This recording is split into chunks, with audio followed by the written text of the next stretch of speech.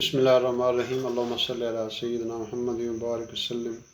ہمارے ہاں جو شب قدر کا کنسپٹ ہے وہ عموماً 27ویں رات کو لیا جاتا ہے، حالانکہ ایسی بات نہیں ہے۔ یہ 5 طاق راتوں میں گھومتی رہتی ہے۔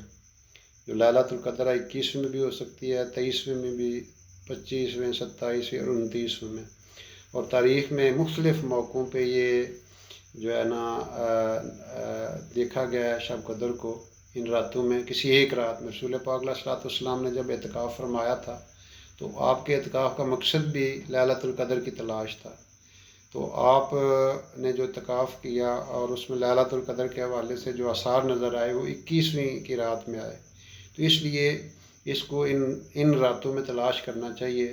اس کے علاوہ یہ ہے کہ جو شب قدر میں سب سے بڑی فضیلت یہ ہے کہ لیلۃ القدر خیر من الف شہر، کہ اس رات کی عبادت 83 سال اور 4 مہینوں کی عبادت سے افضل ہے۔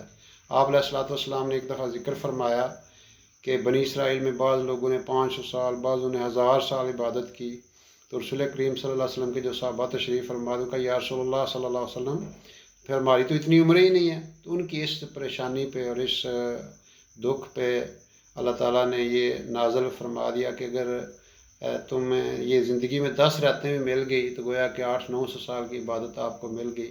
تو اس میں ساری رات اللہ تعالیٰ کی رحمتیں نازل ہوتی ہیں، برکتیں نازل ہوتی ہیں، فرشتوں کا نزول ہوتا ہے۔